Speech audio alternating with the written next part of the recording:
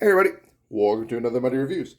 If you saw the last couple videos, this is kind of a deja vu. So this is a review of a Magpul MS3 Gen 1 replica sling.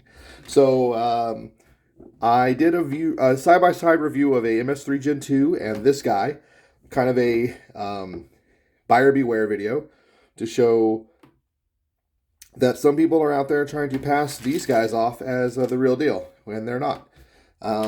So recap, quick way to tell the fakes. Right here, this should be a lighter gray. This should be a lighter gray. And this should be a darker, like a black. And this box art is real thick black lines. It's not as easy to make out. And usually there's a actual like sticker over here giving you the information what the sling is.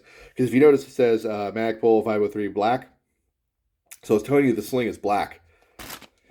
The sling is not black. So that was a real fast way to realize, oh, this isn't real. Because they have the actual sling barcode covering you, telling you what color it is. Whereas this one is giving you the wrong information. And Magpul is not chintzy like that. So keep that in mind. So this is the knockoff Magpul MS3 Gen 1. And I decided to do an actual video on it because I wanted to show you like how it works and just a little more detail. So if you're not familiar with the Magpul slings, this is a Gen 1 MS3. So what makes a Magpul sling so kind of cool, the MS3 sling system, is it goes from single point to 2-point. So we'll bring in this trusty G3 for the like I did from the last video if you saw it. And we got here single point. And like a real one, they're supposed to lock. Well, these locks don't work at all. They suck. But you got it in single point configuration.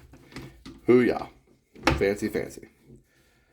The adjuster is this big sewn like hand loop on the Gen 1.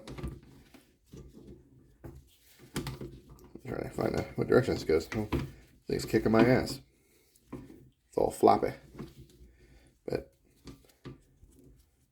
whatever. Anyway, good lord. Why is this thing so goddamn difficult? Probably. I'm going to blame it on the fact that it's fake, but it's probably me being user error. Yeah, so that's how it like adjusts. It doesn't adjust as well or as nearly as intuitive as the Gen 2, honestly. If you saw my last video, it's way cooler, way easier to adjust. So if you want to go from 1-point to 2-point, you unclip it. And again, like I said, so this lock works great on this one. This one, it doesn't. So there's one issue with a fake versus a real one. So this fake, this clip sucks. The little locking mechanism is shit. It doesn't work. But this clip, it works fine. A little locking mechanism works great. So there you go.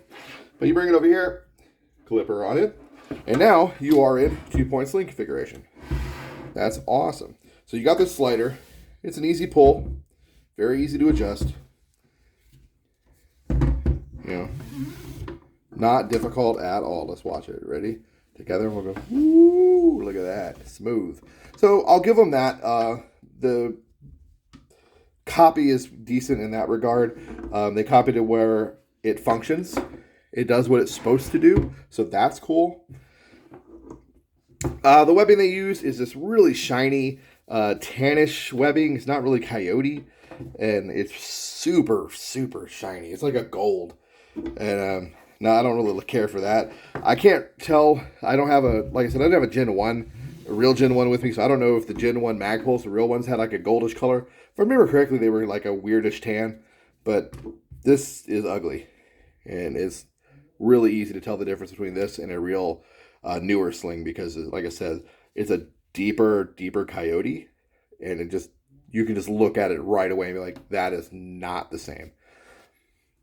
One thing you can tell right away is the fact that you cannot undo this front clip from the sling and then weave it directly into the rifle like you can with the Gen 2. So if you saw my Gen 2 review video of the real Gen 2 MS3, that's a function you can do, which I think is actually pretty cool. You can unmarry it from this front clip, and you can weave it directly into a like a sling point on a rifle if it's big enough, or you rig it up with 550 cord like I did here. You can, however, do that on the rear if you really are so inclined. So you could permanently marry the rear of the sling, I'm not even gonna bother, to the weapon. You could undo it from this, loop it in, put it through the tri-glide, loop it into the back of the gun, and then you could go 2-point all the way. But you won't lose that much sling. Actually, now I think about it, yeah, it'd be like this. So you'd have some decent sling length, and you'd be good to go. But you're still going to have this front clip. Whereas with the MS2 or MS3 V2, you will not. So that's kind of cool. That's a big difference. If you want that ability, don't go with a replica of the Gen 1, because the Gen 1 doesn't let you do that. Overall, the furniture on the replica is not horrible, but it's not great. Like I said, right away, you already have one of these where the lock doesn't even freaking work, but the lock works on one. I would not foresee these staying very functional for very long. Just for the fact that this already doesn't work tells me these are going to break on you pretty fast, and they're going to wear out. Stitching. Stitching's not the worst, but it's really not that great either. You can see some issues there.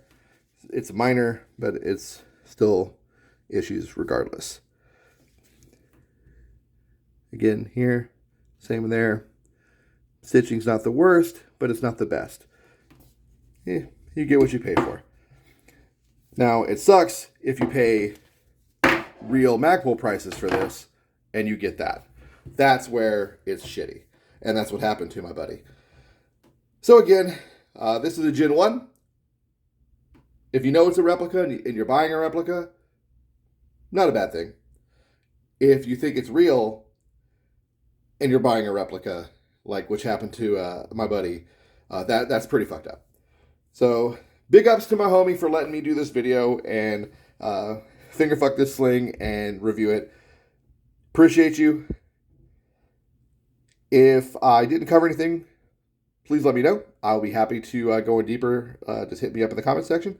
Thank you so much for watching. I appreciate all of you, and appreciate you for following, subscribing, watching, everything. Get out there, play some Airsoft, and use your kit. Get to know it. And remember, there's a lot of replica stuff out there. Buyer beware. Take care, guys.